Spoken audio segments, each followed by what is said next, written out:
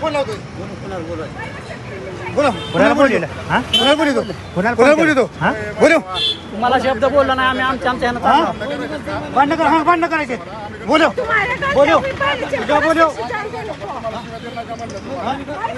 ऐकली तुम्ही दोघ जण बसले होते.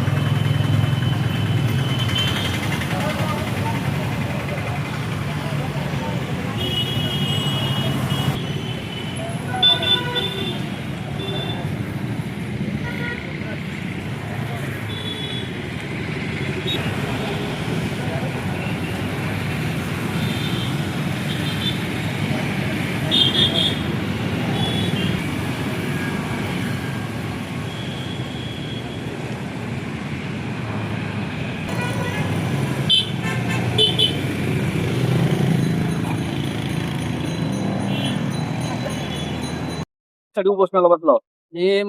मी माळी महेश्वर चंद्रकांत. माझी विठ्ठलवाडी शिवारात क्षेत्र आहे. माझं क्षेत्र संपूर्ण बागायत आहे, फळबाग आहे. मी गेली 5 वर्ष झालं क्षेत्रासाठी पाठपुरावा करतोय.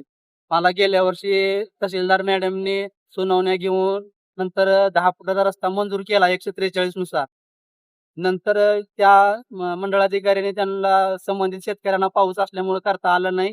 त्यांनी नोटिसा दिल्या की बाबा रस्ता खुला करून द्यायचा आहे.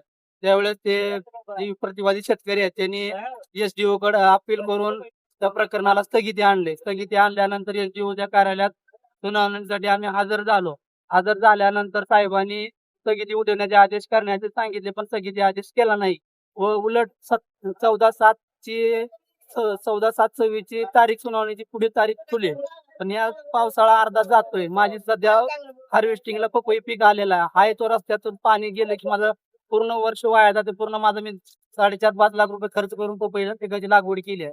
मला रस्त्याचा जोपर्यंत माझा निपटारा होत नाही तोपर्यंत माझे लहान मुलं बायकोसाठी मी उपोषणावर ठाम आहे. मी पण माघार घेणार नाही. माझं पूर्ण उपजीविका शेतीवर अवलंबून आहे. माझं शेतामध्ये असल्यामुळे मला पर्याय नाही. धमकी SDOच्या सुनावणीनंतर माझा जीव मारण्याची धमकी, रिपीट करण्याची, तुमचं बघतो ये शेताकडे अशी धमकी दिली आहे मला त्यांनी.